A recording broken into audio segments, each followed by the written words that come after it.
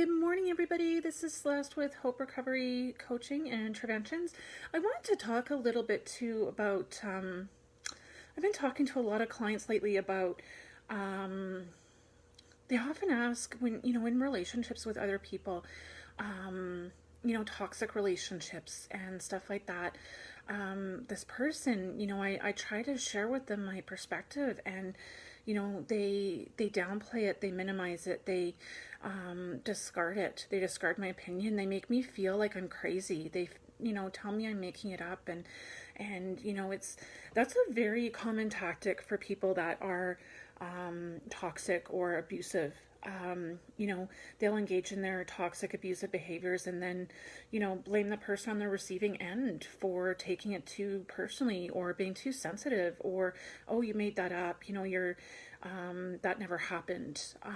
And it's difficult. It's difficult for the people that are on the receiving end of that, because then they start to question their own judgment, their own perspective. They start to feel like, maybe I'm crazy here. Like, is it, maybe I am making it up. Like, people questioning their own judgment. And, it's very unfortunate, because I see a lot of people, both in and out of recovery, that are struggling with this concept of, or a situation where people are gaslighting. It's called gaslighting when people engage in the toxic abusive behaviors and then basically blame the other person, right? Because they don't want to take responsibility for their own behaviors. And it's very hard, I think, especially in recovery, it's very hard to get a handle on your own behaviors, your own emotions, your own perspectives.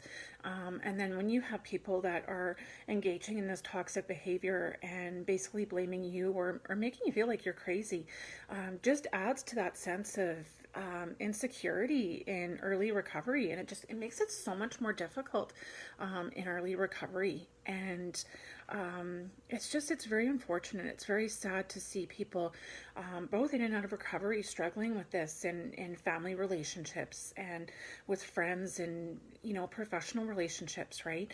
And it's hard, right? Like even with bullying, right? It can be a very abusive bullying kind of behavior.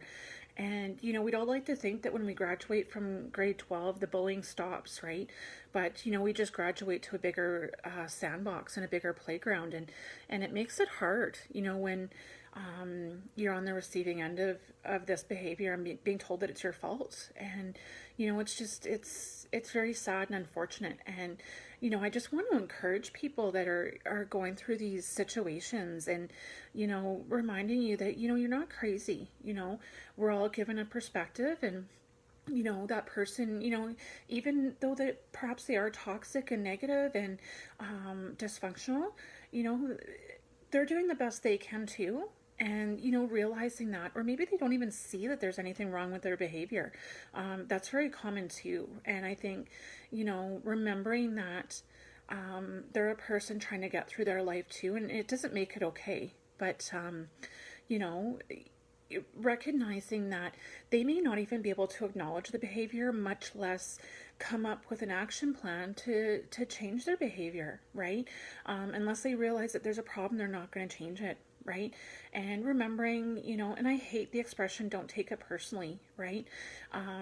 But recognizing that they probably do the same behaviors and, do the same kinds of things to other people can actually be a bit of a comfort, right?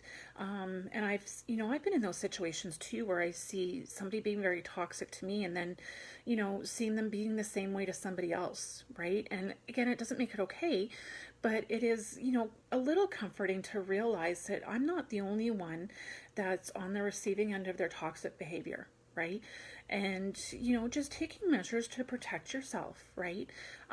Whether it be a family member or a friend or a coworker or a boss or whatever the situation may be, distancing yourself from that friend or family member, putting some distance between you and them.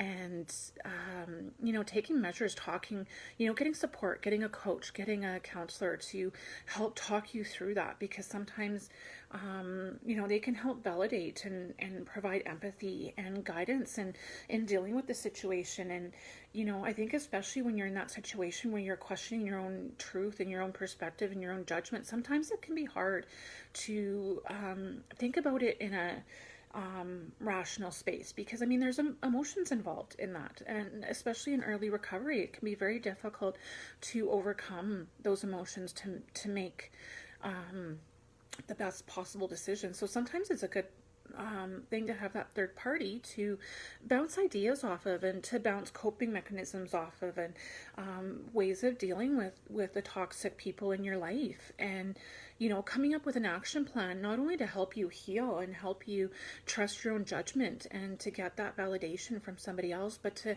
start to develop an action plan, right? Because let's face it, if you have a job where your boss is toxic or verbally abusive, or whatever the behavior is, you can't just up and quit your job tomorrow, if you have a family to support, right?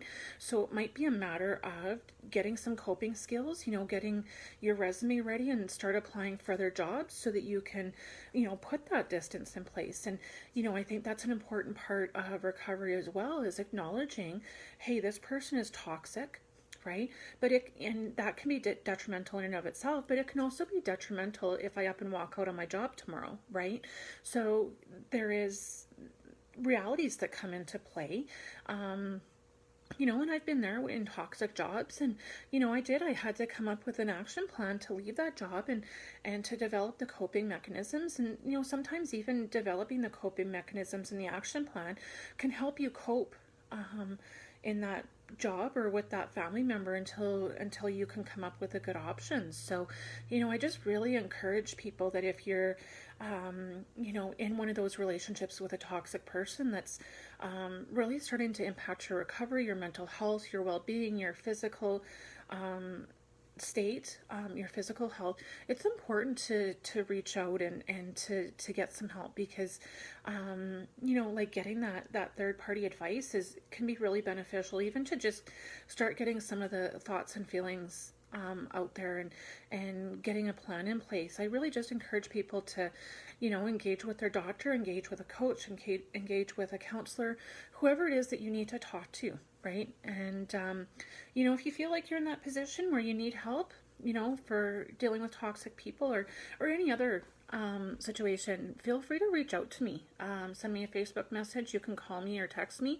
My number is 250-688-5392, and I'm happy to help get you to, if you want to connect with me, that's great. If you need other resources, I'm more than happy to provide you with some resources in your area. And just take care of yourself. If you're engaged with those toxic people, do some self-care, get connected. Remember that, you've got good judgment. Do all the things that you need to do to take care of you. Because at the end of the day, you're the most important. If you're not caring for you, you can't care for others. So, I hope this talk helped you out a little bit today. And again, connect with me if you need. I hope everybody has a great day. Stay sober and stay safe. Have a good day, everybody. Bye-bye.